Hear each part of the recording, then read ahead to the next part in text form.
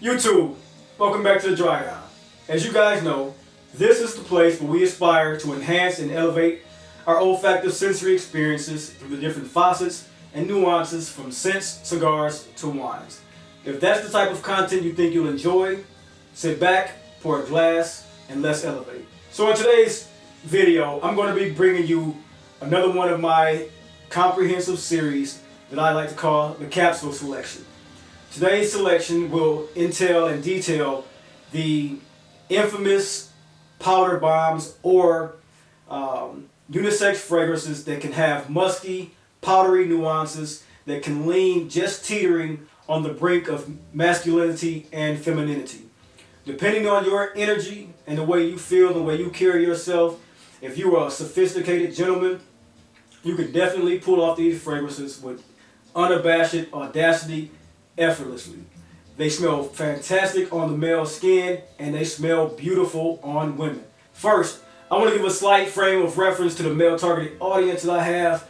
If you are a fan of fragrances such as Amouage Reflection Man, Parfum de Marley's Pegasus, Dior Homme Intense, Prada L'Homme, Givenchy Gentleman EDP, and even Givenchy's Pie, you are used to wearing powder fragrances. So this is not a subject that you need to shy away from when we talk about musky, clean, powdery fragrances. This is a genre that has been a staple of most of our perfumes for years now. Women love these fragrances on us and they love to smell like this. So now, as you know, times change and we quickly evolve, do not be afraid to wear powder fragrances. This is what women love to smell and love to smell like. So guys, ladies and gentlemen, the first fragrance on my list is from the house of ROSENDO MATEAU. It is number 5, the Floral Amber Sensual Musk fragrance that is gorgeous for anyone's collection. Women go crazy when they smell this on a man, I tell you, because I've had it many a times just casually going out to restaurants to grab a bite to eat, sitting at the bar, and someone casually tapped me on the shoulder and asked me what I was wearing. That is what certain musk, this one I believe have Egyptian musk in it, but that's what certain musk fragrances do. They're very attractive to the opposite sex, even formulated for the unisex consumption. However, the energy, like I said, it comes off and it just becomes attractive. So this one here is a floral sensuality. To me, it opens brightly with a nice lily-inspired top note. It combines, also in the top, it has like a spicy, soft saffron. Gives it off a nice springtime effervescence. Great for this time of year, 60 degrees, 65 degrees. A warm, sweet, ambery musk base that provides like a nicely done, warm and seductive base, a very richness to it. Oriental inspired, but still fresh. This to me is like a passion inspired, supporting vanilla type of scent. Very nicely done. Tonka bean brings in that powder with the coumarin. Very nice. Get your nose on it. This is ROSENDO MATEAU number 5, the Floral Amber Musk fragrance that is beautiful on both males and females. Alright guys, next up on my list of simply seductive, floral, musk, ambery, clean, powdery fragrances is Maison Francis Kurkdjian's AQUA CELESTIA. This one here is a green, citrus, aromatic, musky, powdery fragrance done by master perfumer Francis Kurkdjian. It is a nicely done,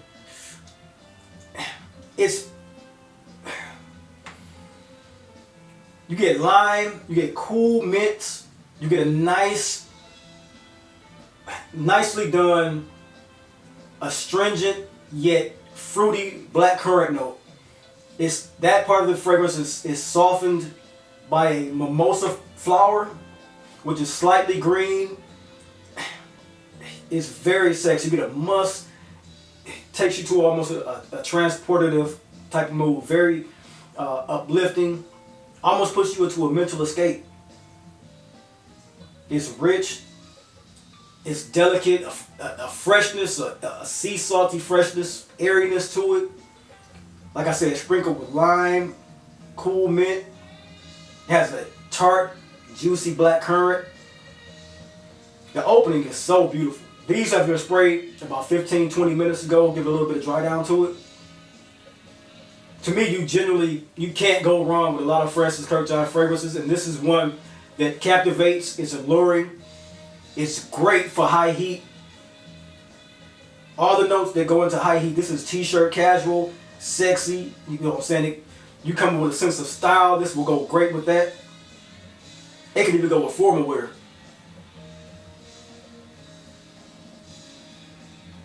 Great fragrance.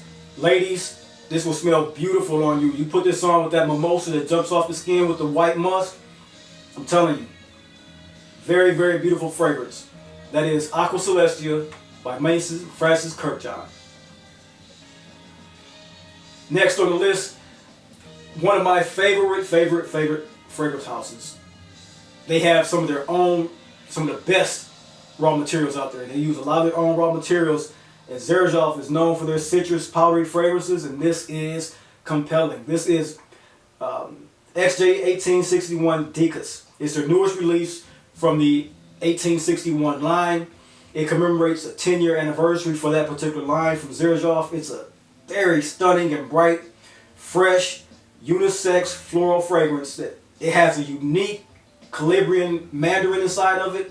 Very juicy, very tart, deeply refreshing. Oh man, it's fantastic. It's combined perfectly with a gentle, like a tuberose, a white, not so fleshy, not so indolic. It rides that line perfectly. The tuberose is fantastic in this fragrance.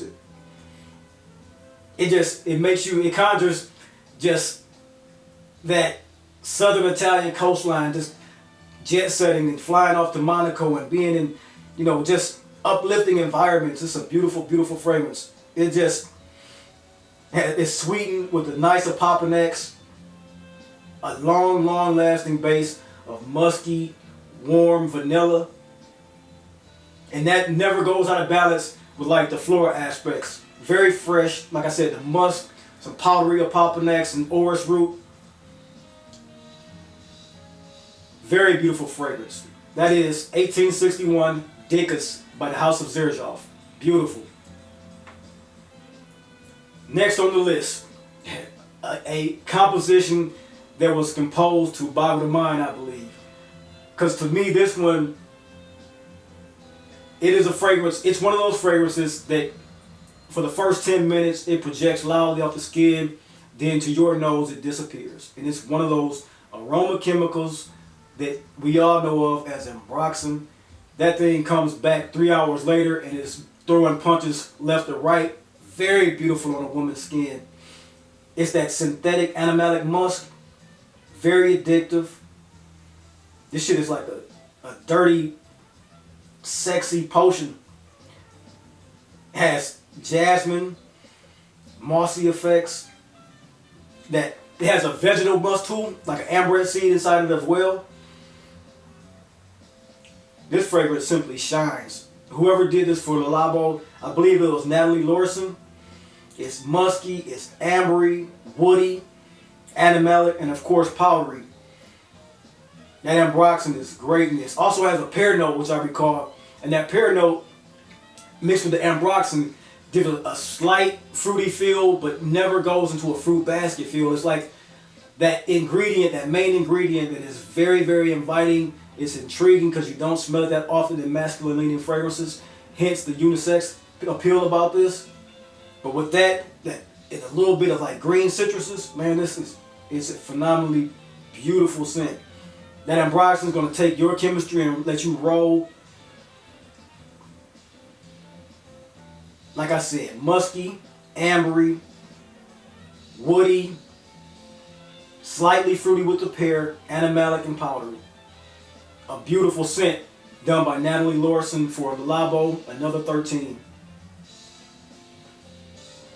Alright, so next up, this is a fragrance that many men have shied away from the House of XERJOFF. I do understand why, because this one, you have to have a certain amount of je ne sais quoi. You gotta have some sophistication when rocking this fragrance. You cannot be a childish person, you cannot be a childish man. Very, very gorgeous on a woman. This is XERJOFF APOLLONIA, which is an iris, musky, powdery, earthy, animalic fragrance. And for me, when I wear it, the earthy animalic part jumps up. To me, I perceive it to be a nice earthy vetiver composed with that orris root. The first 10 minutes, it can lean feminine pretty. Don't get me wrong, I will not sit here and lie to you about that. The first 10 minutes, feminine pretty. But once it settles into my skin, the animalic nuances along with the earthy nuances start to come up and overtake the powdery aspect in the iris. And for me, it's a very attractive fragrance. It's composed, the formula is just beautiful. The blend is so nicely done. You have some of the most subtle, just yet potent, cool freshness that lingers for countless hours on my skin when I wear this type of fragrance. It's soft, it's woody, powdery, and definitely the white flowers and musk. And to start the show, just not get it wrong, it's iris. Iris is one of those fragrant notes that if you cannot get in tune with it, you have to allow yourself to grow into certain fragrances and fragrance accords and notes. Hey, there's nothing wrong with that. That's why we're here, to enhance and elevate. But trust me, get your nose on this fragrance, get your nose on quite a few iris-based fragrances. Even the natural synthetics or any compound is iris. And understand what it is and what it does for you. It does some fantastic things on the skin. Masculine, feminine, beautiful. That is XERJOFF APOLLONIA, iris, musky, powdery, and earthy. Beautiful. And last, with no intent for having a countdown for this or numbering and ranking at all, these are fragrances that I find beautifully done, musky, powdery, animalic in some cases, and just beautiful. Why even go around the bush with it? This is VIXERE, done by the House of ELECTIMUSS, perfumed by Sophia Bardelli. This particular fragrance, to me, is an extrait de parfum, which is a great, great way for Electimuss to introduce themselves into the community. They've made some great formulas, and this one is no slouch. To me, this smells like a very expensive perfume that I've had my eye on for some time that goes by the name of Valiant from the House of Boudicca. And I am so happy that this came to market because I do not have to go and chase that for the price tag that they want for it. This is a perfume that is like a walk in the Parthenon, in the gardens. If you have any love for any florals, this is the fragrance to enjoy. This has a mid of just a floral heart. It has, I remember, just violets, jasmine sambac, iris, gardenia, heliotrope, all powdery nuanced florals, especially the petals when being used. It opens fresh with a citrus top of mandarin, neroli, ylang ylang, bergamot. The scent is very, very lush, very beautiful, attractive as hell. It has a woody, powdery base to it, from a earthy yet powdery patchouli, musk, coumarin, vanilla bean. I remember, if I can get off the top of my head, I believe it's amber in this particular fragrance as well. Sandalwood, you get the sandalwood through and through on this fragrance. It's very opulent, romantic, lightly oriental, out of hit it. I mean, so many nuances get pulled out of this fragrance. It's incredible. VIXERE is one to get your nose on. If you have any access to the House of Electimuss, try to get your nose on VIXERE. This is a beautiful fragrance. I love wearing this fragrance. I've had this bottle for about 2 months and I've worn it 10 times, which is a lot. I think this will smell so beautiful on a woman. I can't wait to get it on a woman to see how it smells. It's heady, like a cloud of violet, white flowers, a seductive powdery base. Again, that is VIXERE by House of Electimuss, a white floral, citrus, woody, musky, iris, and violet fragrance. Impeccable. Very nicely done. VIXERE. Okay, ladies and gentlemen, now that concludes our fragrance portion of the capsule selection. Let's get into the pour. Today's selection that I want to present to you guys for you to enjoy on Mother's Day, the upcoming spring and summer holidays, really any day. This is a great rosé wine that is from Chateau de Esclans. It is Whispering Angel. The vintage that I have in my collection is 2018. They do still have vintages from 2018, 2019, 2020, and 2021 available.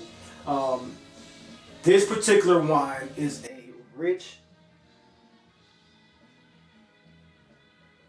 floral, peonied, rose, citrus-based aroma wine that I am. When it comes to rosés, I'm not the biggest fan of it. I will admit that I'm more of a Chardonnay, I'm more of a Cabernet. But when it comes to rosé wines, I love choosing Whispering Angel Rosé. It is a very, very nice wine. Let's get into some of the notes, the aromas. You know, let's talk about the mouthfeel and things like that. So, to me, it is. While the wine's aroma isn't noticeable from far away, as soon as you get your nose up close, the aroma is quite pronounced. It is a little bit pungent, but still very clean, with a combination of citrus, floral, and herbal notes. It's kind of a subtle yet fine perfume to this particular wine.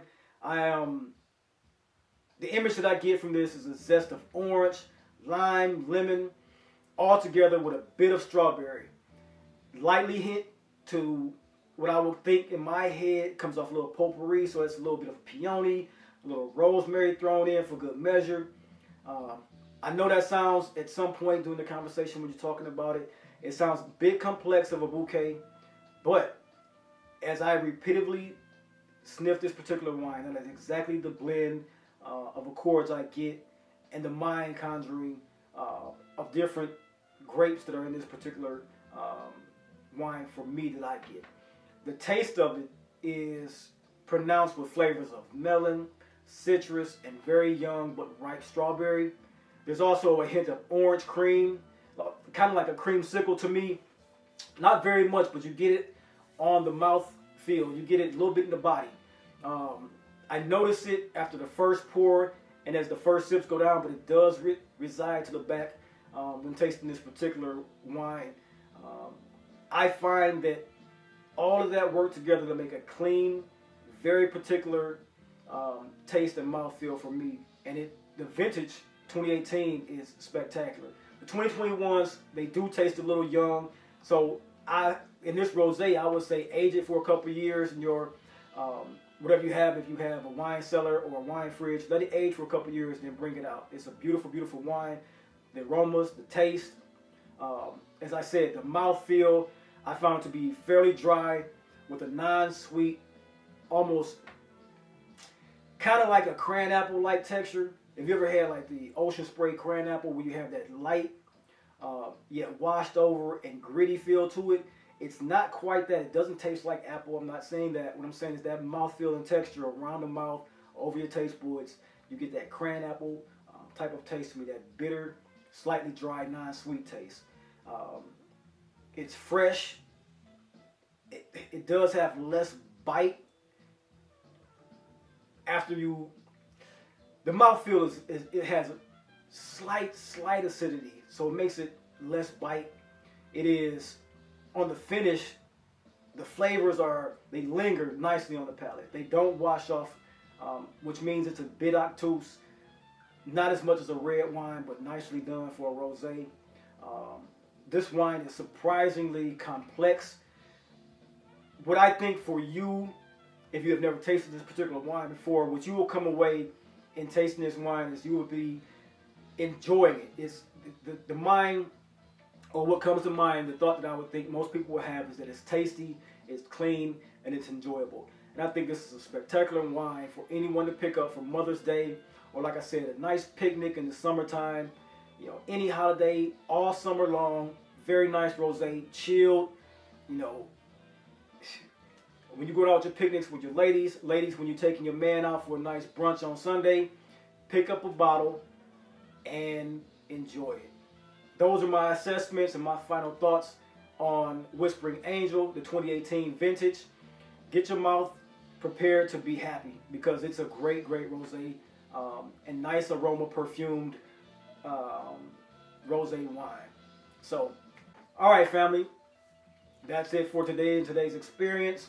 It has been a capsule selection of musky, powdery fragrances, fit for queen, but definitely, if you're a sophisticated gentleman and you do not mind feeling that clean, atmospheric, powdery feeling, very effervescent, very uplifting on your skin, definitely go for these fragrances. There are many more out there on the market, especially even ones marketed to us as the gender specifics. But let's get into these powder fragrances. Let's smell them on our skin and let's enjoy them.